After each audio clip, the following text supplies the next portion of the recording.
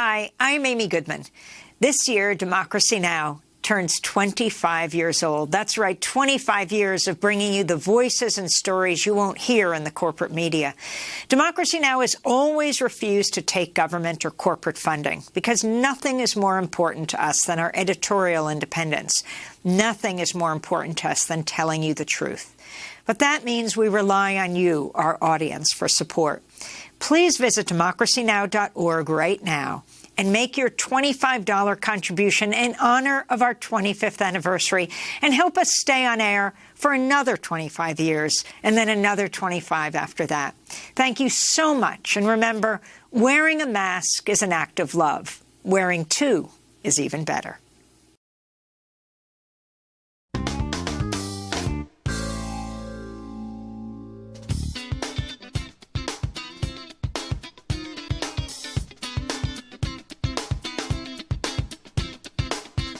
From New York, this is Democracy Now!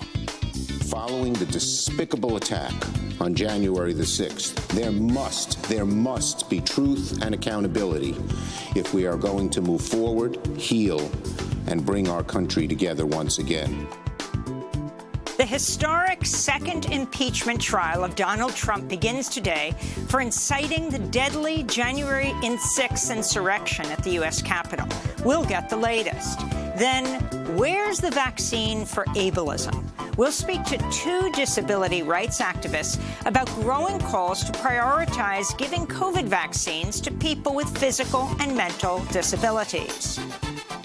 Vaccine equity must include disabled, chronically ill, and immunocompromised people.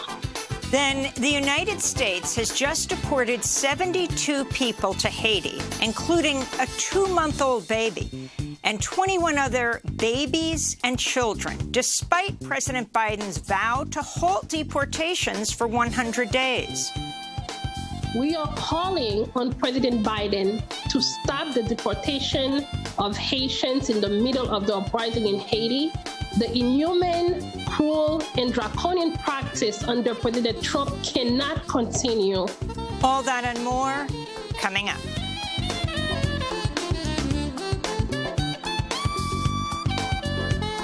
Welcome to Democracy Now!, democracynow.org, The Quarantine Report. I'm Amy Goodman. The historic second impeachment trial of Donald J. Trump begins today in the Senate. The proceedings will decide whether to hold Trump accountable for inciting the deadly insurrection on the U.S. Capitol January 6, which was aimed at stopping lawmakers from counting the Electoral College votes. Tuesday's debate will focus on the constitutionality of impeaching a former president. The Trump defense team's relying heavily on a law review article by Michigan State University professor Brian Colt, whose work was cited 15 times in the legal brief filed by Trump's lawyers Monday. But Colt told NPR his work is being misrepresented. The worst part is the three places where they said, I said something when in fact I said the opposite. Lawyers for the defense also plan to argue Trump was exercising his First Amendment rights when he made comments like these to the thousands of people who rallied outside the White House on the day of the failed insurrection. We fight like hell, and if you don't fight like hell, you're not going to have a country anymore. House impeachment managers and Trump's defense lawyers will each be given 16 hours over 2 days to make their arguments. The trial could end early next week if witnesses aren't called. After headlines, we'll get the latest on Trump's second impeachment trial. Georgia's Republican Secretary of State has opened an inquiry into Donald Trump's attempts to overturn Joe Biden's election victory in Georgia. Legal scholars say Trump violated at least 3 federal and state election laws with comments like these made during an hour-long conference call with Secretary Brad Raffensperger on January 2nd.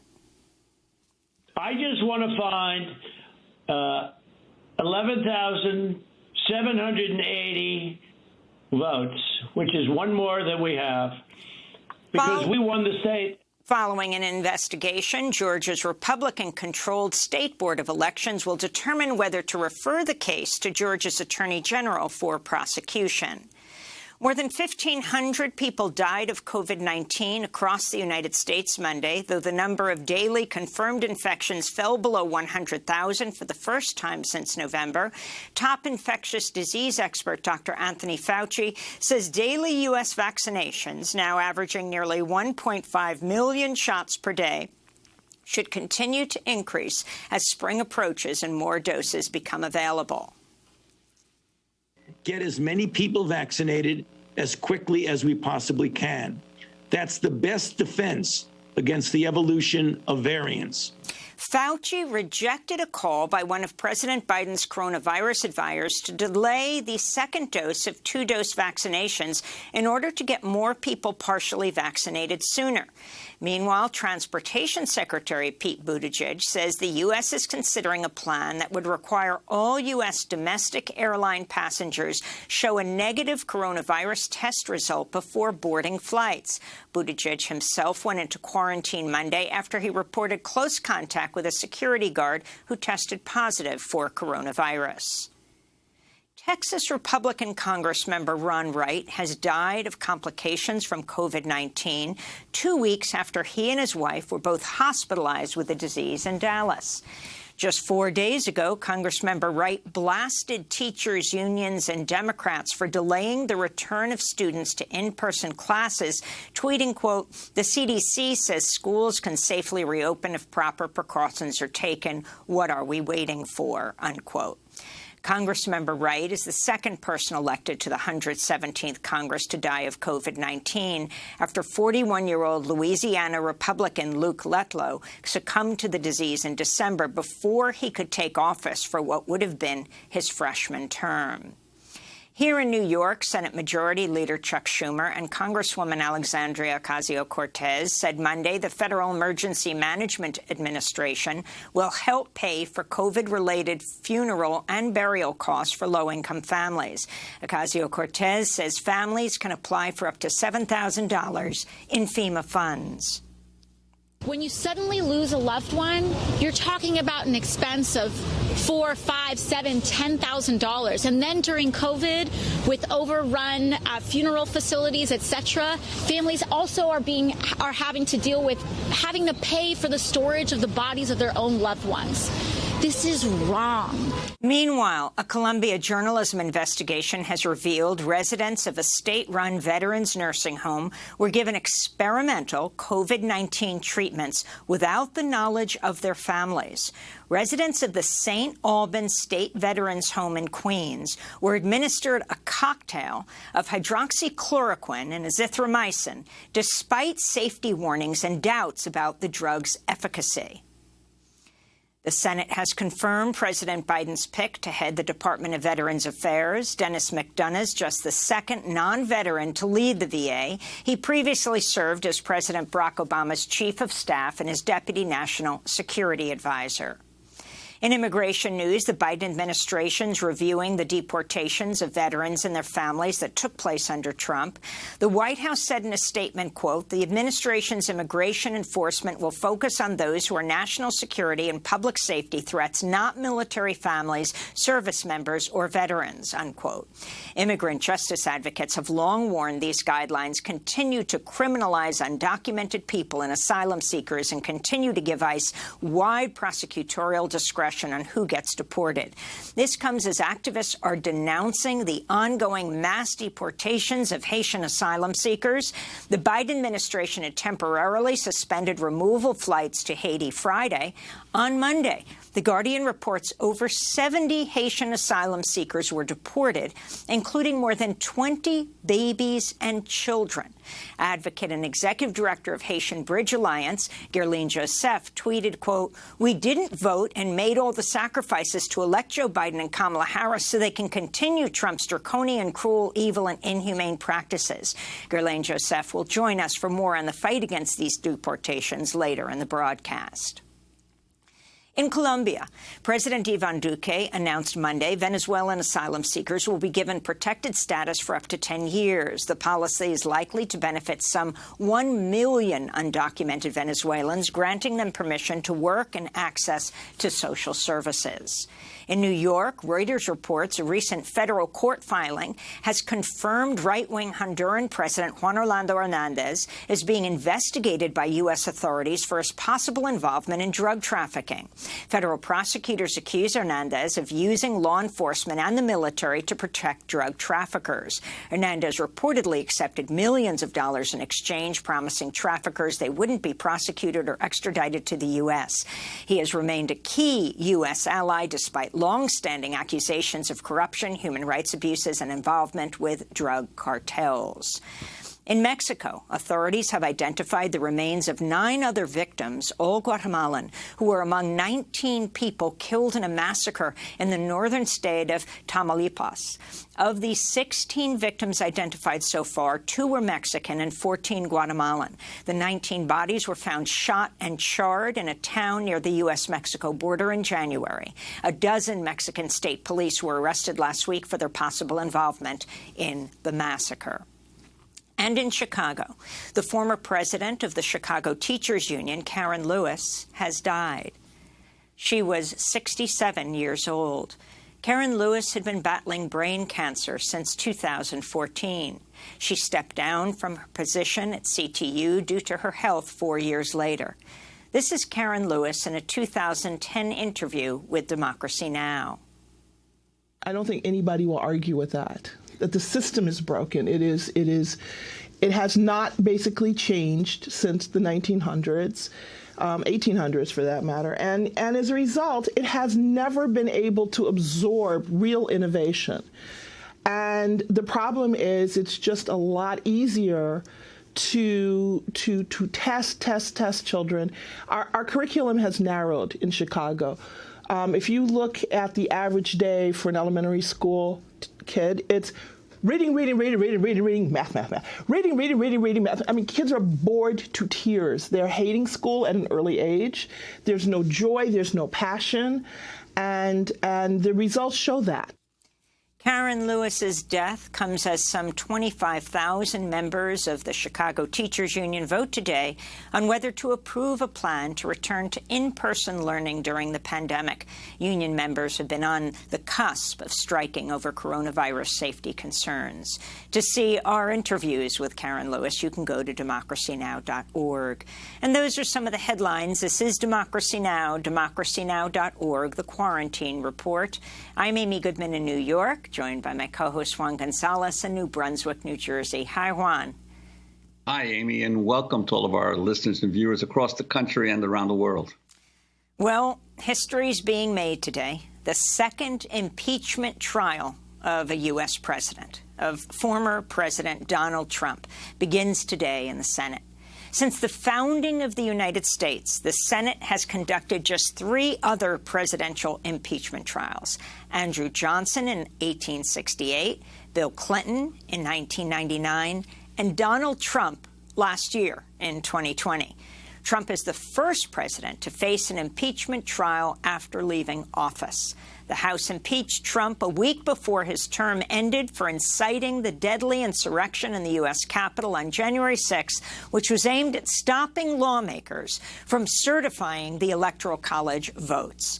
Trump's defense team claims it's unconstitutional to try a former president, but the argument's been rejected by many constitutional law experts, including the prominent conservative lawyer Charles Cooper.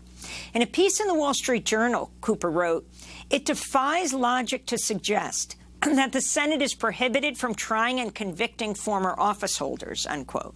Trump's defense team also claims the former president did not, quote, direct anyone to commit unlawful actions. Well, on Monday, Senate Majority Leader Chuck Schumer defended the impeachment process. A president cannot simply resign to avoid accountability for an impeachable offense, nor can they escape judgment by waiting until their final few weeks in office to betray our country. The impeachment powers assigned to the Congress by the Constitution cannot be defeated by a president who decides to run away or trashes our democracy on the way out the door. Ultimately, senators will decide on the one true question at stake in this trial. Is Donald Trump guilty of inciting a violent mob against the United States. A mob whose purpose was to interfere with the constitutional process of counting electoral votes and ensuring a peaceful transfer of power. The Senate impeachment trial will begin today at 1 p.m. Eastern. We'll be live streaming the trial gavel to gavel at democracynow.org for the next week or as long as it takes. Today's session will focus on the constitutionality and the Senate trying a former president. Then, beginning Wednesday, House impeachment managers and Trump's defense lawyers will each be given 16 hours over 2 days to make their arguments. The trial could end early next week. It remains unclear if witnesses will be called. We're joined now by Alan Hirsch, chair of the Justice and Law Studies program at Williams College in Massachusetts. He's also author of several books, including A Short History of Presidential Election Crises and How to Prevent the Next One, and Impeaching the President, Past, Present, and Future. Professor Hirsch, it's great to have you with us. What stands out about this historic impeachment trial that begins today? Well, Amy, as you said, today's going to be devoted to the question of whether the Senate even has the authority to conduct the trial. The Republicans claiming, Trump's attorneys claiming that the Senate lacks jurisdiction. So if 51 senators say that the Senate has jurisdiction, which is almost sure to happen, the trial will continue. It will reach the merits starting tomorrow. However, unless a two-thirds majority, 67, find that they have jurisdiction, there is no chance of Trump being convicted. So we have a situation where if 35 Republican senators or more claim that the Senate lacks jurisdiction, the trial will go on, but it will be Alice in Wonderland. Verdict first, trial later. So it's really crucial what happens in the next day. And well, Professor Hirsch, what about this issue of whether the Senate can legally try a president after leaving office? What's your reading of the law? I am with the overwhelming majority of scholars who believe that, of course, the Senate can conduct this trial. That otherwise you would be giving a president a get-out-of-impeachment-free card at the end of his administration. He could do whatever he wanted, including the kinds of things President Trump did, and then simply resign the office or run out the clock. The Senate would have no authority to do anything, and he could run for office again. That just seems completely contrary to public policy and common sense. And the other thing I would emphasize, people on the other side say, how can you impeach a president who isn't even in office? The truth is, he was impeached when he was in office. So now the only question is whether you can conduct a trial of a president who has been impeached while he was in office. I think you might be able to make a colorable argument that when the president is out of office, he's not subject to impeachment. I don't think it's a strong argument, but one can imagine it. But the argument that a president who has already been impeached can leave through resignation or his term ending and then not be subject to these legal processes and then be free to run again really makes very little sense to me. And what's your sense of the kind of evidence that the House managers will present during the trial? So, will there be actual witnesses from what you can tell? Right. So a couple of things. Amy mentioned that there have been 3 impeachment trials. The only one in which there were live witnesses were the Andrew Johnson trial. Now, for it to be a real fact-finding body, you really do need witnesses. But having said that, if you just read the House manager's brief, and I recommend that your listeners and viewers do, because it really is a terrific, thorough piece of work, you will see that the Trump team is going to have an extraordinarily difficult time defending, particularly with respect to the issue of how he conducted himself once the Capitol had been stormed.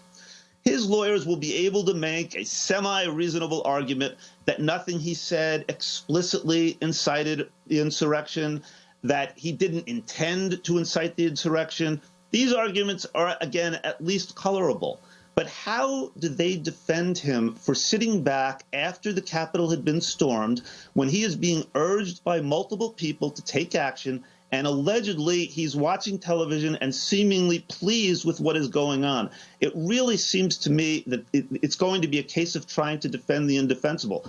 But having said that, neither I, your listeners, nor the Senate should take as gospel what is in the House manager's brief. This is why you have a trial. And in order to establish what Trump was doing, that's not going to be on tape. We will see his speech on January 6th. We will see people storming the Capitol. We will even see some of them saying they are following Trump's wishes. But we won't see Trump doing nothing after the Capitol has been stormed. We won't see conversations in which he says, well, let's let it go for a while. I'm kind of pleased with this. Witnesses could establish that that's what happened. And that's where I believe witnesses would be most potent. Although the last I've heard, Senator Schumer doesn't want to call witnesses. I hope he reconsiders that view. I mean, Professor Hirsch, this is the key point. I'm sure many people who deeply care about civil liberties and free speech are concerned that if someone says something and then someone else goes and commits a violent act and says it was because of what this guy said, that is they're concerned about making those links. But the point that he said in his speech, I'm going to be marching with you, going with you. Of course, he then scurried back to the White House in the safety of the Oval Office, and he watched what happened. Are we going to learn about these conversations, Republican after Republican calling him, that calls he would not take, begging him to say something? But he didn't just not say anything. He did issue a statement, despite the fact that his defense lawyers now are going to say he was horrified by the violence that was committed. In fact, he did make a statement at the time we saw the desecration of the Capitol. He called them patriots and said, I love you. I am in heated agreement. And as I said, I think that is the most vulnerable aspect of his behavior. I would also add, you mentioned that there will be arguments that there's not a direct enough link between his words and the mob's actions. Even if that were true, and that's debatable, this is not a criminal trial. No one has to prove beyond reasonable doubt that he had the state of mind to incite the mob or anything like that. This is an impeachment. This is a judgment about whether this president is unfit for office based on having committed improper offenses against society itself, as Alexander Hamilton put it in the Federalist Papers. And I personally think it is very, very difficult to defend the president's behavior as not rising to the level of an impeachable offense. And Professor Hirsch, what about the impact of the trial and on the Trump base and on his continued hold over the Republican Party? Because clearly a lot of these Republicans who may be voting not to convict him possibly are dealing with the reality that they're going to have to face his influence on the party in upcoming elections. Well, Juan, I think that's on the nose, even though the political aspects of it are beyond my bailiwick. But what I will say is the trial has a two-part function. One is to see if this person can be disqualified from office based on his manifest unfitness stemming from his attack on democracy. But the other is the possible effect on the public. The public will watch this trial. And if it does chip away at the support Trump has from its base, it may effectively disqualify him from future office, even if it doesn't formally do so.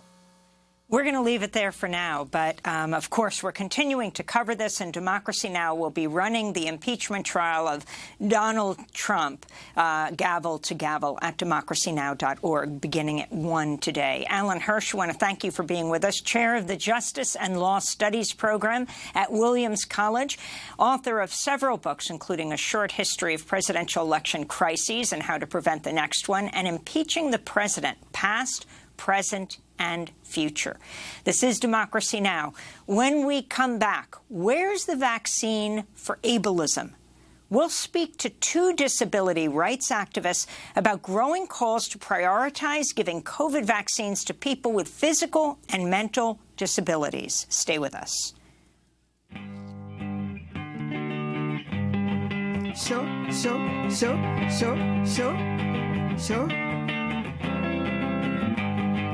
Femme du Mali, la femme africaine, femme du monde, je vous salue tous les jours.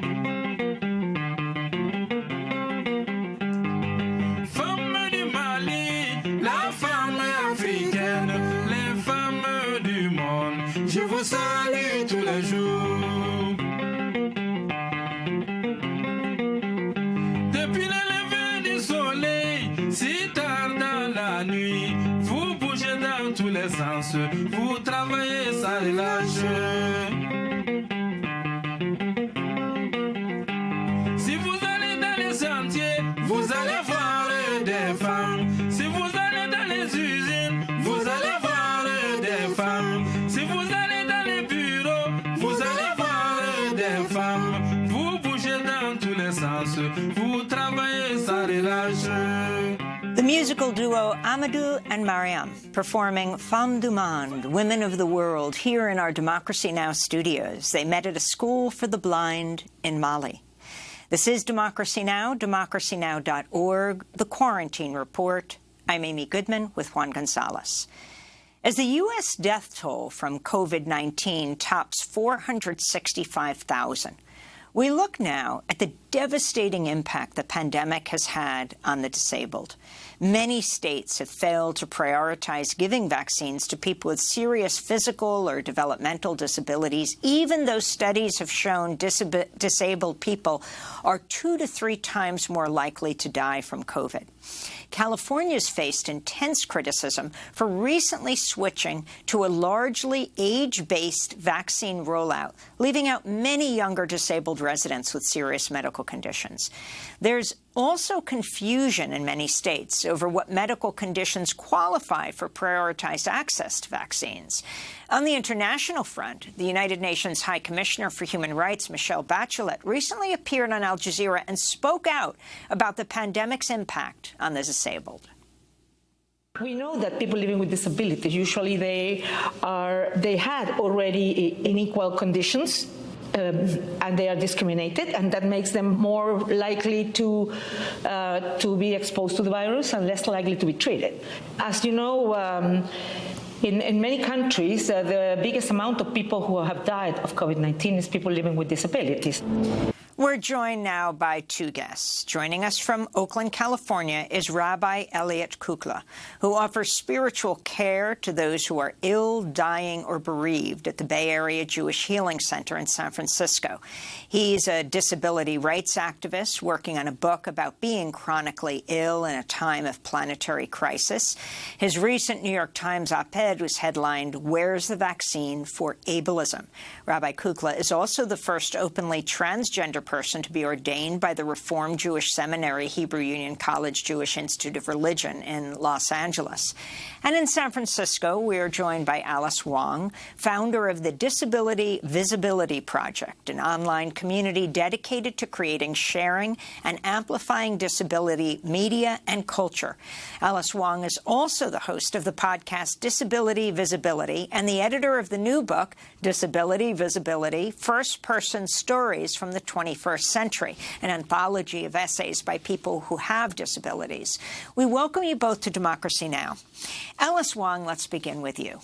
I mean, you use an electric wheelchair. You are on a ventilator. But you are not prioritized in California for getting the vaccine? Yes, I am not.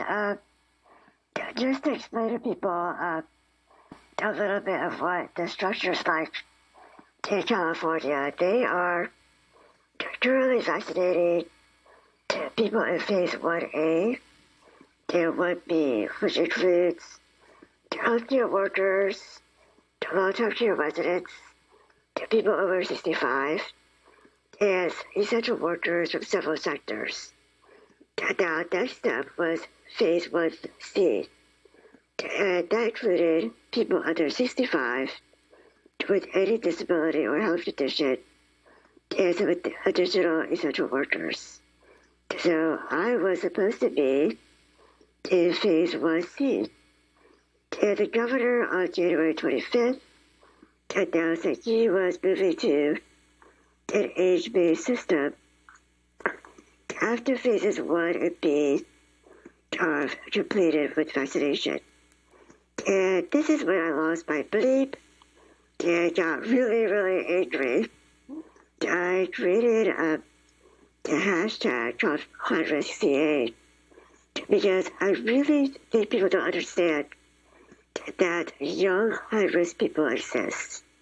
And that when we think about high risk, we often think about older people, people who are in long-term care facilities. But there are a lot of people with disabilities and people who are chronically ill, higher weight people, immunocompromised people who are in all age groups. And people need to understand the disastrous impact of this change. If you use the hashtag so that we can mobilize and also hold space for one another, because, the bleep is bleeping real.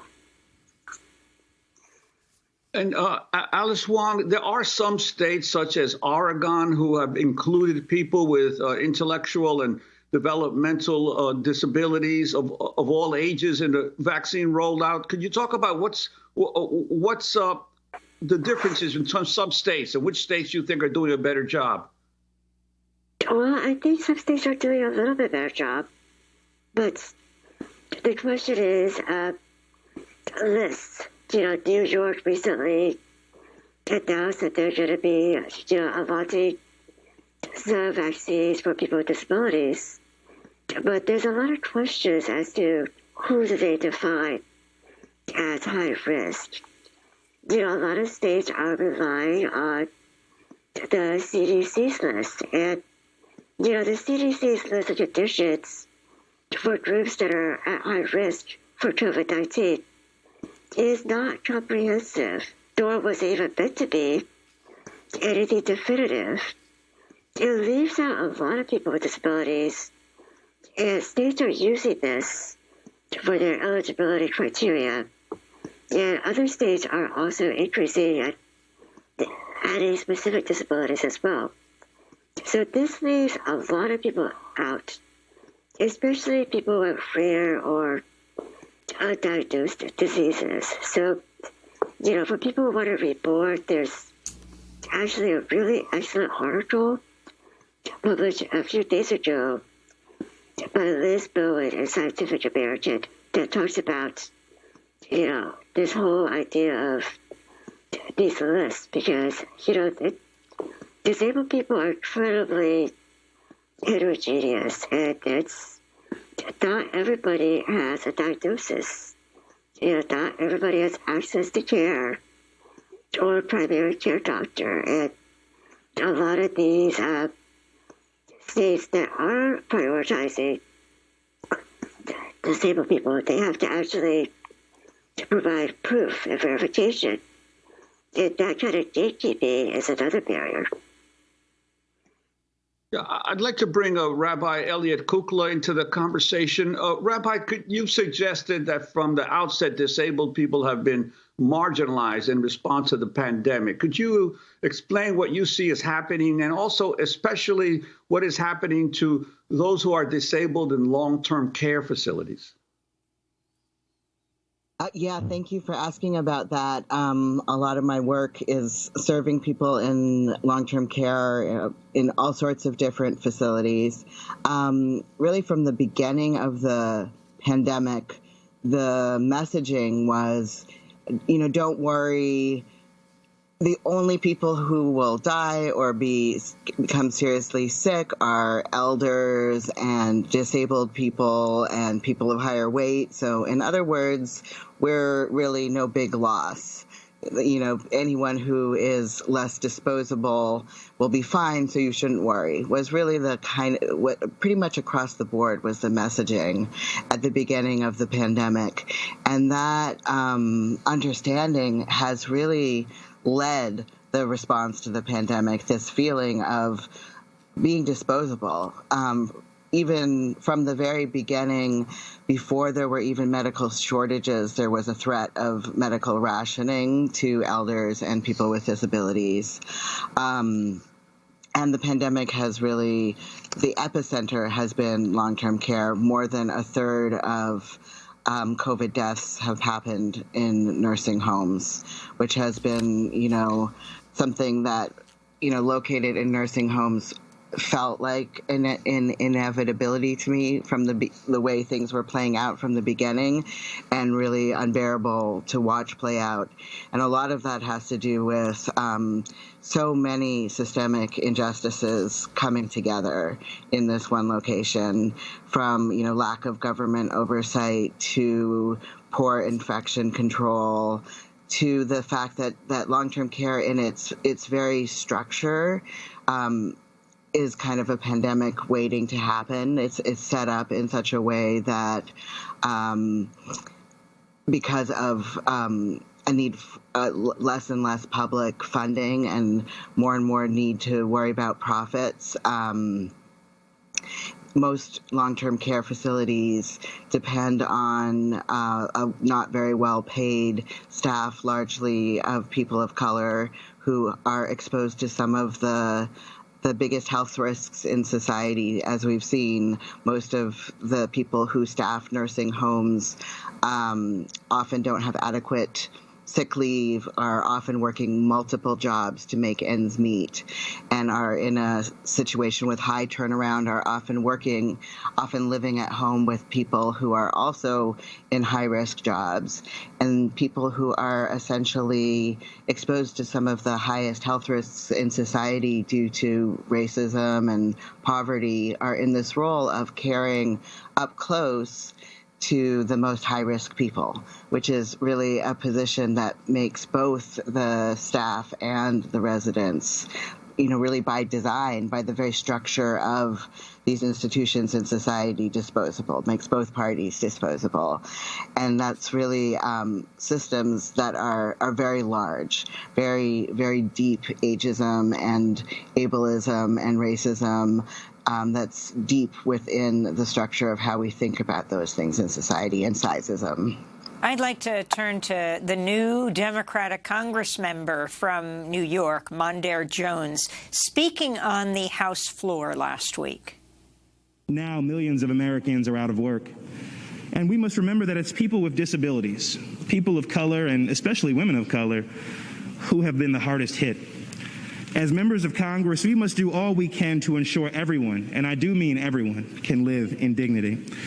That's why I support the National Apprenticeship Act of 2021, which will create 1 million new apprenticeships. This bill includes the Apprenticeships Access for All Act, which I am proud to have co-authored with my colleague, Congresswoman Alma Adams. This legislation will help remove racist and ableist barriers to employment from our national apprenticeship system, because everyone deserves a good-paying job, no matter your race or your ability. So that's Congressmember Mondaire Jones of New York. Alice Wong, if you could respond to this, and also if you could take us through your attempt to get a vaccine. Yeah, I'm just so delighted that, the representative just talked about ableism and just named it for what it is. I think a lot of people in the public do not know what ableism is, and if they hear about it, they actually deny that it exists. I've been told by lots of non-disabled people, just like, you have a parking spot, you have all these things, you have the ADA, you guys have a lot of perks. And I'm just like, you don't really understand at all that's, ableism is systemic, and it's really bound up with hypercapitalism and white supremacy. And I'm really delighted to see more people, especially our elected officials, calling this out and talking about it in the same kind of breath with racism. And for me, I've been really nervous, this being a high-risk disabled person. I have a neuromuscular disability, and I use a ventilator to breathe, and I have respiratory failure as related with my disability. And this means that if I get the virus, I will not survive. Like, that is a certainty. So I have done everything within my power to stay safe. But again, as with so many people, there's only so much you can do. I have not left my house since March of last year until now, except one time only in October to get the flu shot. And I'm not alone in this. There's so many people in this country and everywhere that are living and biding their time and just trying to hang on. So, when I was in phase 1C, I thought, okay, I can just hang on. I know supply is an issue. I know the rollout has been really shaky and not so great in California.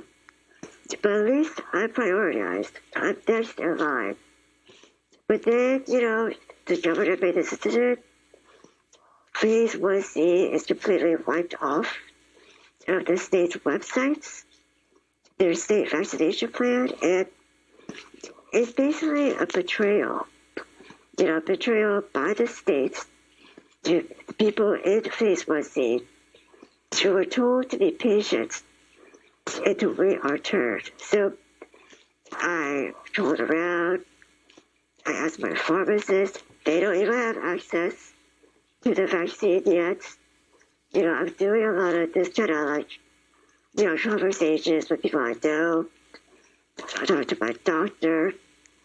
But, there is really no clear idea when I might have access. And I want to also highlight that something that Elliot said in terms of long-term care workers. There are people like me, people with disabilities, living in the community that have attendants that work with them, that help us with our daily needs.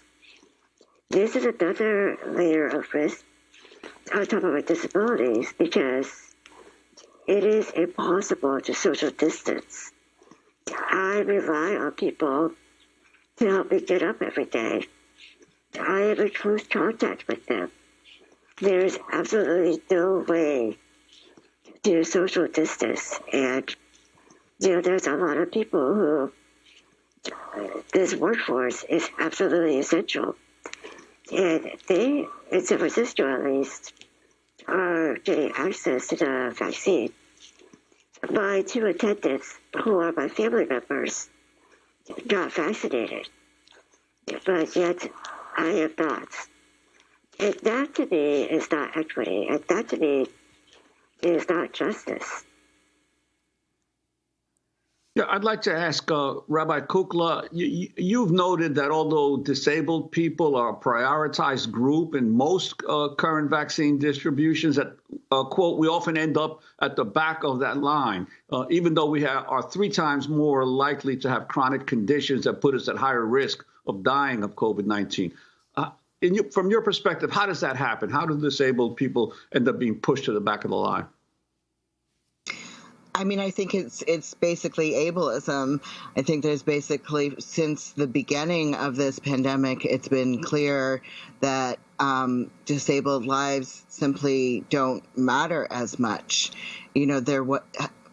This double message, or maybe it's not a double message, maybe it's a simple message that although disabled people have been threatened with medical rationing since the beginning, that although we are considered so high risk that potentially we can't get medical care if we do get COVID because we might not be savable. At the same time, we're being told that we need to wait for a vaccine, which really is communicating a lack of prioritizing our lives. If we're so high risk, we can't get medical care, but at the same time, we are being told that we are not getting a vaccine right away. That double message or singular message is one of lack of value.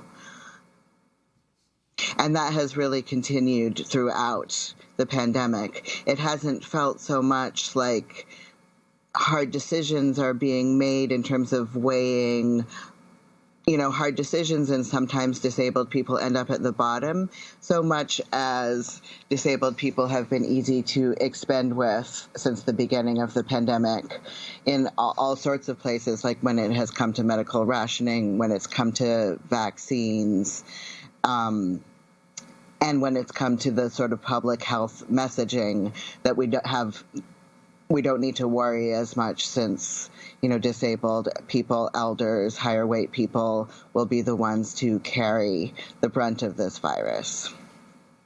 I was wondering, Alice Wong, if you lived in New York, if you would have better access. Recently, the governor expanded the list of people who are prioritized, actually enumerating issues that people face. For example, if you have cancer, current or in remission, including 9/11-related cancers, chronic kidney disease, pulmonary disease, including but not limited to COPD, asthma, pulmonary fibrosis, cystic fibrosis, 9/11-related pulmonary diseases, intellectual and developmental disabilities, including Down syndrome, heart conditions, including but not limited to heart failure, coronary artery disease, cardiomyopathies or hypertension, immunocompromised state, weakened immune system, including but not limited to solid organ transplant or from blood or bone marrow transplant, immune deficiencies, HIV, use of corticosteroids, and it goes on from there. It's very specific. But even as I'm reading this, I'm wondering, how do people know this? And how do people even get to vaccine sites? Like, you haven't left home, you said, but for a flu shot once since last March. So you've almost been at home for a year. Would you fall into a category in a different state where in California you just cannot get to the front of the line? Yeah, I think this is really the real question, right? This is another question of ableism, in a sense of why do disabled people, have to prove or identify or document their disability in order to be prioritized. I understand the need to do that, and the need to kind of, have a list, but it really leaves out a lot of people who are just as high risk as I am. And I think that's the real question, is the people who are in power. And I think earlier when Elliot was talking about ableism, I think sometimes it's about also a question of power and a question of political representation. Who in the abusive administration, who are major decision makers, are part of the disability community. This is something that really weighs on my mind, because we're often seen as expendable and disposable because we're just not seen as part of their world, or just somebody that is respected just for being themselves.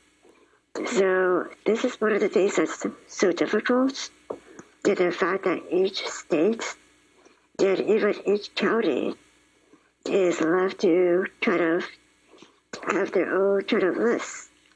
And I think this kind of disparity is really unfair and just troubles me greatly, because I want all of us to live, and I want to live. I want all of us to live. And I think we shouldn't have additional hurdles to just get through the door to say we're high risk. Well, I want to thank you so much for taking this time. Alice Wong is a disability rights activist. She is with the Disability Visibility Project, host of the podcast Disability Visibility, editor of the new book, Disability Visibility, First-Person Stories from the 21st Century, an anthology of essays. She is speaking through a ventilator and uses an electric wheelchair. We also want to thank Rabbi Elliot Kukla, who offers spiritual care to the ill or dying at various various centers, including the Bay Area Jewish Healing Center. He is also chronically ill and a disability activist. We will link to his piece in the New York Times, Where's the Vaccine for Ableism? This is Democracy Now! When we come back, most people heard President Biden say that there was a moratorium on deportations, on most deportations. So how is it possible that in the last few days, more than 70 people, more than 20 of them infants and children, were deported to Haiti? Stay with us. Rise up with the moon. It's time to be free. Jamming till I know. Be what you want to be. Be what you want to be. Be what you want to be. Rise up, music. Rise up, let me in. Rise up, music. Rise up, be free. Whoa, oh, oh, wise man, tell me what you see. Can you predict our destiny? Oh, oh, oh, wise man, they say we are free. Do you believe them? Do you believe them? Rise Up by Haitian musician Paul Beaubrun. This is Democracy Now! I'm Amy Goodman with Juan González. President Biden ordered a 100-day moratorium on deportations as one of his first acts in office. But on Monday, U.S. Immigration and Customs Enforcement, or ICE, deported at least 72 people to Haiti. Those deported included a 2-month-old baby and 21 other babies and children, which seems to contradict the order by a federal judge that blocked the moratorium but left in place instructions that only the most serious immigration cases should be subject to deportation. The Guardian reports the adults and children were deported on 2 flights to the Haitian capital Port-au-Prince as the country faces skyrocketing political violence and protests against the Haitian president's U.S.-backed regime. They've been going on for months, these protests. Their push came after hundreds were deported within Biden's first days in office, mostly from Haiti and African countries, including a man named Paul Piralus, who was deported to Haiti. New York Congressmember Mondaire Jones had previously worked to successfully stop his deportation by the Trump administration before Biden was sworn in. But last Tuesday, Mondaire Jones tweeted, quote, "At 3 a.m., my staff woke up to an urgent call. Suddenly and in the dead of night, ICE was set to deport Rockland County's beloved Paul Piralus to Haiti, a country he has never been to," unquote. Monday's deportations to Haiti came after ICE had just suspended deportation flights to Haiti on Friday, following pressure from immigrant justice advocates, including our next guest, Guerlaine Joseph, co-founder and executive director of the Haitian Bridge Alliance, an immigrant support group. She's joining us from Orange County, California, not far from the border. Welcome to Democracy Now!, Guerlaine. Can you explain what just happened? How does a 2-month-old number of babies and overall more than 70 people get deported to Haiti after the moratorium of Biden is put into effect? Is ICE just gone rogue, or is this part of a Biden-Harris plan?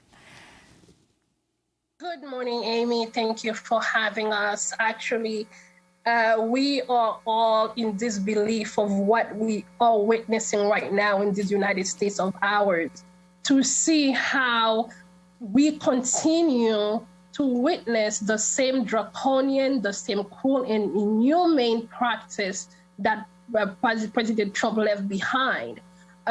Yesterday, as you mentioned, there were 2 deportation flights to Haiti. Unfortunately, the first one carrying about 72 people. Out of those 72 people included 22 children, and we saw as young as 2 months old. And we are looking at children 2 months, 10 years old. They are right in the middle of developmental stage where we should be providing protection for those people, but we see we are sending them into a burning house. Literally, there's a house burning, and we are sending pregnant women and children into those burning houses. And Gerlene Joseph, apparently ICE is using a controversial health statute, Title 42, that's about more than 70 years old, that the Trump administration first started using. What is Title 42? Title 42 they are using right now because of the pandemic. But the reality is those people, I will say, are testing negative for COVID-19. So therefore, it is an excuse to continue to deport people.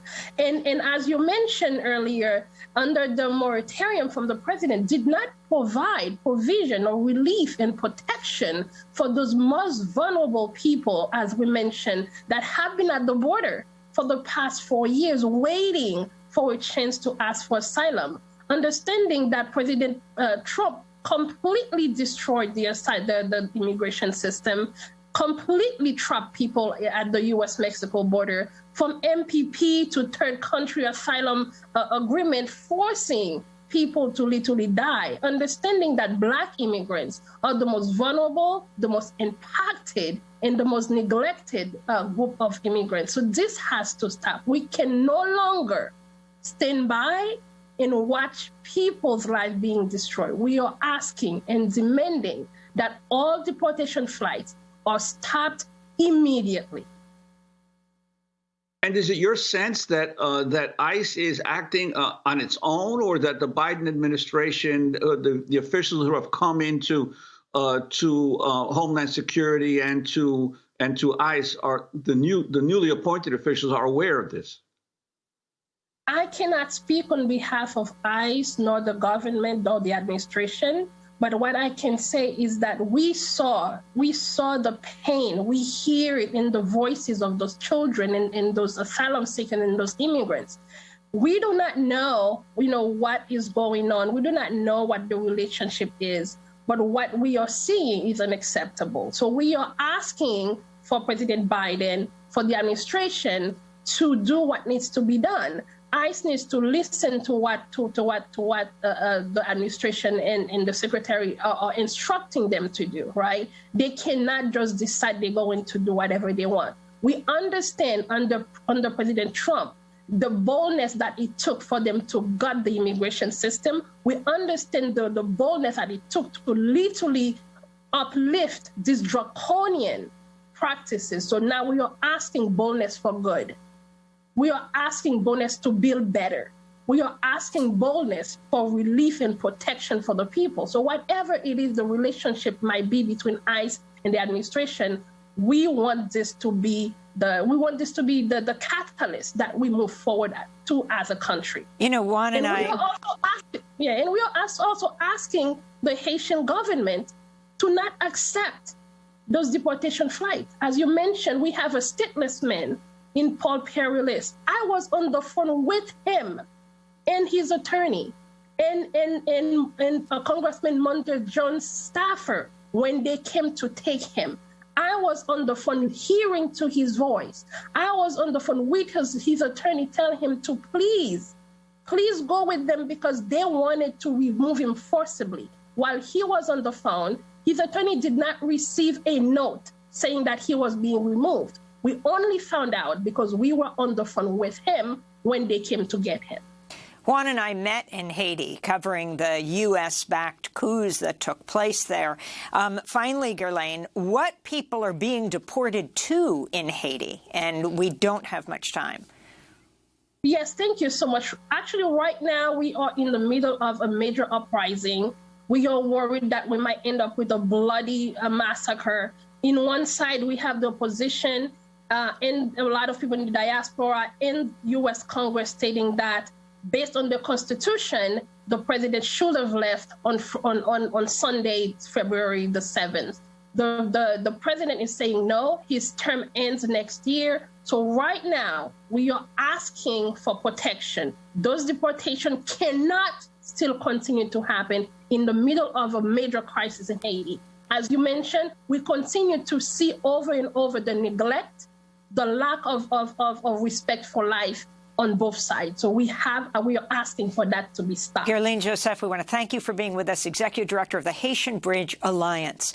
And again, Democracy Now! Will be live streaming the Senate impeachment trial of Donald Trump, gavel to gavel, starting at 1 Eastern Time today. I'm Amy Goodman with Juan González. Wearing a mask is an act of love. Where to?